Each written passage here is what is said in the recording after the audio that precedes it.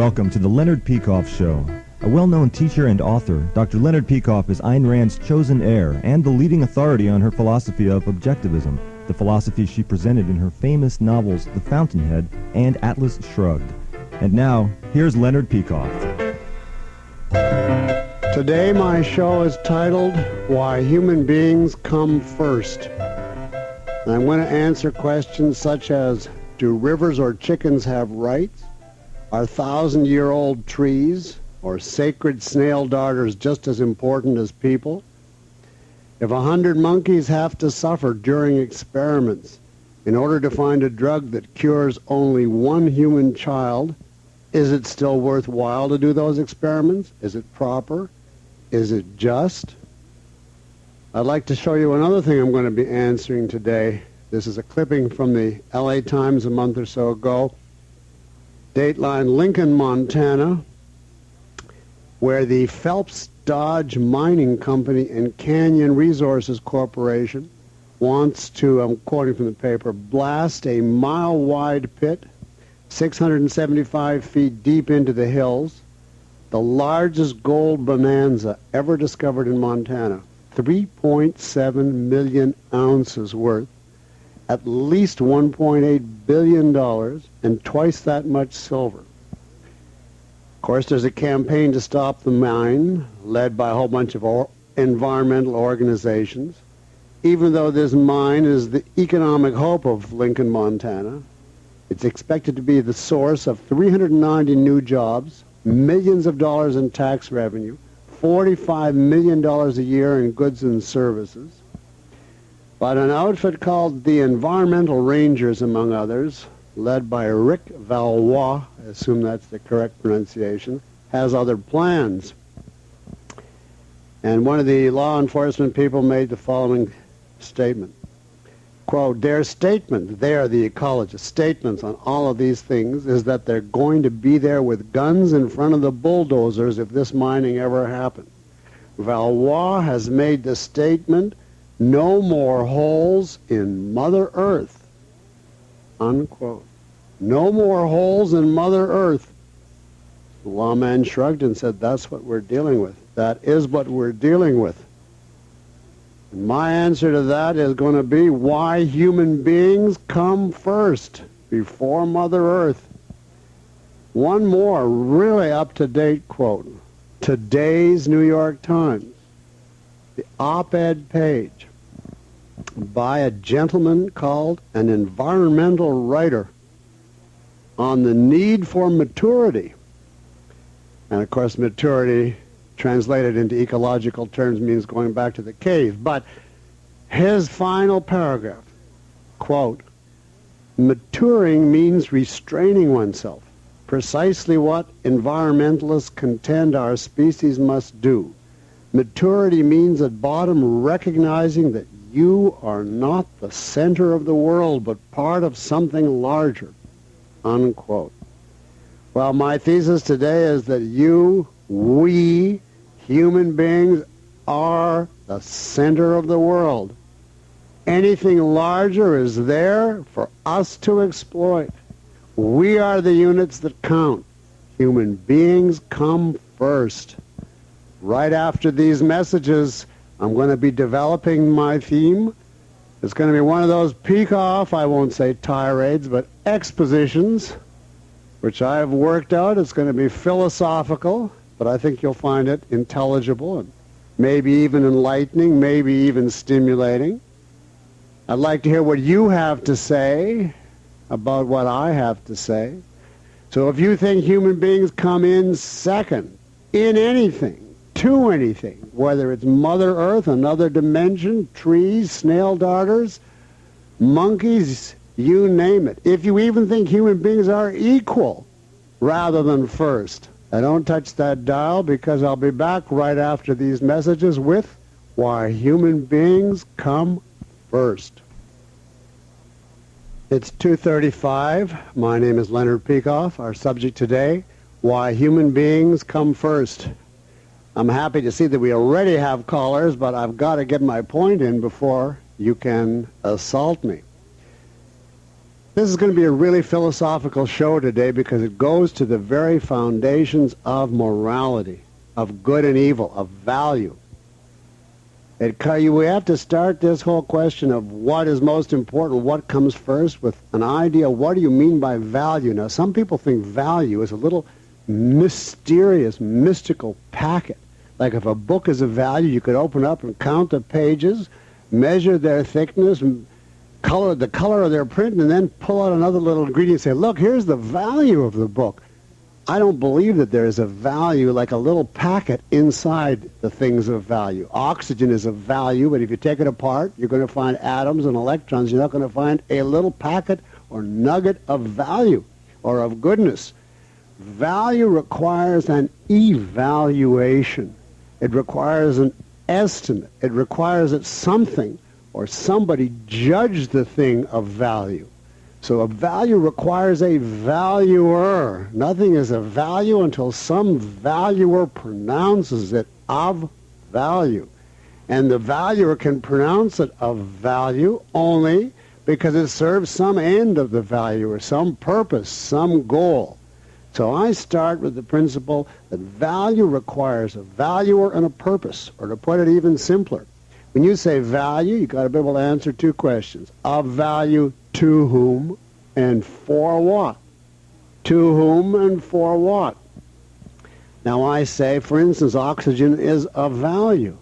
Of value to human beings, to animals who breathe. For what? For the purpose of keeping themselves alive, enabling them to get the necessary air. A book is of value, although not to animals, but of value to human beings for what? The purpose of educating themselves, learning more about the world, learning how to act so they can achieve their goals, so they're able to flourish and survive and prosper here on earth. I say if you take any reasonable thing that is called a value, it's always a value to a living thing for the purpose of that living thing enhancing its survival, achieving its survival. And therefore, that's what we mean by value. Something which enables a living being to achieve its survival. That's point one in my statement today. I also have said in the past that every organism, every living creature has to be selfish. That is in the nature of a living creature. And they all are.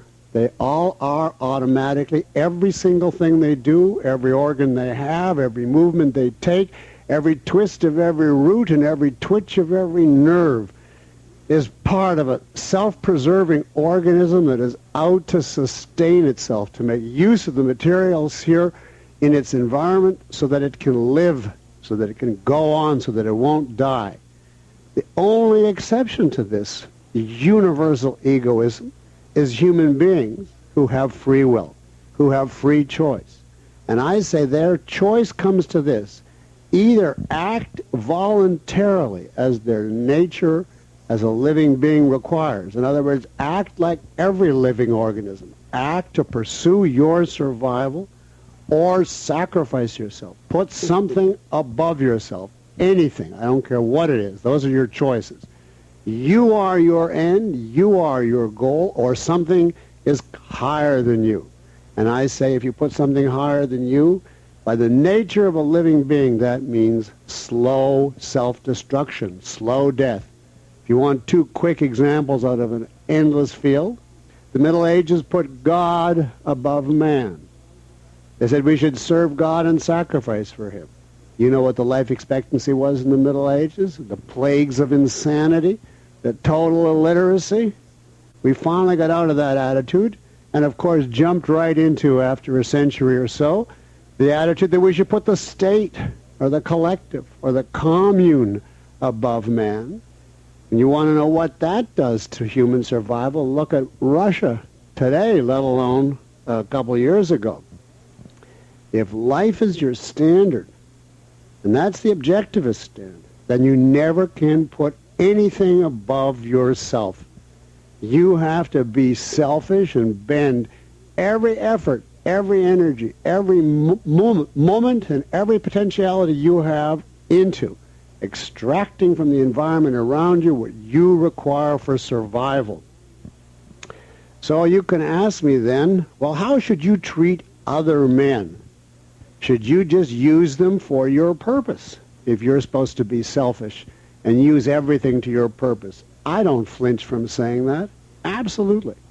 You should regard every other person as a means to your purpose, but ask yourself, what is the means that they can serve?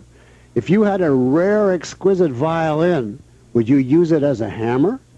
Or would you realize that there's something unique that you can do with this violin, and it's a total waste of something precious that could enhance your life and your enjoyment to use it as a hammer?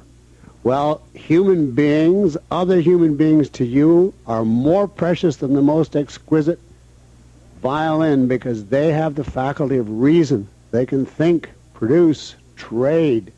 They can create enormous values in terms of goods and service. Think of all those brains working, achieving, creating, if they're left politically free to do so. Imagine the difference in your survival with other human beings left free to function as against living alone on a desert island or a self-sustaining farm. And it's because human beings have this invaluable capacity to think, the faculty of reason. In addition, if you have disputes with another human being, you're able in principle to resolve them. You can solve it by reason, by persuasion, by argument, unless the other person oversteps the bounds and starts to behave like what? A wild animal, in which case you say, I'm going to knock them down because there's nothing else I can do with them. Now I say use men, but use them for the proper purpose. Let them be free, you be free, respect their rights, they respect your rights, and you get from them what they have to offer, and what it will be as an abundance. That's called trade. Nobody loses. Value for value. You give, he accepts, he gives in exchange, you accept. Both parties benefit. Both parties recognize the rights of the other because it benefits each person to have an autonomous entity out there working, thinking, and creating values. But now, that's selfishness in regard to human beings. I am selfish because your rights are important to my life. But now let's ask, what would selfishness be in regard to animals if you could carry out the same purpose? Animals don't produce. They can't trade. They have no ideas. All they have to offer is their bodies if we catch them. If you have a dispute with an animal, like a lion or a tiger or a mad cow from England, are you going to resolve that dispute by discussion? Obviously. It's you or them. It's either or. By the principle of selfishness, you gain nothing from respecting the so-called rights of animals. In fact, you lose everything by respecting their rights, their so-called rights. You lose all the benefit that they can give to you, and you simply give up your chance to defend yourself or to expand your life while they're coming on at you doing whatever their thing is. If you're living with animals, it's the law of a jungle. And the law is the stronger one wins. And thankfully, because we have the faculty of reason, we can win out and have won out over the animals. But for a man, the standard has to be human life is the standard of the good. Everything else has to be judged accordingly. It's to your interest for human rational beings to be preserved. And that's why you leave them free and respect their rights. That's why human life to you as a human being comes first. Now, it's true for all species in a sense. To a lion comes first. But a lion can't think or know it. He just acts blindly. We have to do what other natural creatures do blindly by choice. We have to have the same selfishness, the same methodical, deliberate concern with our life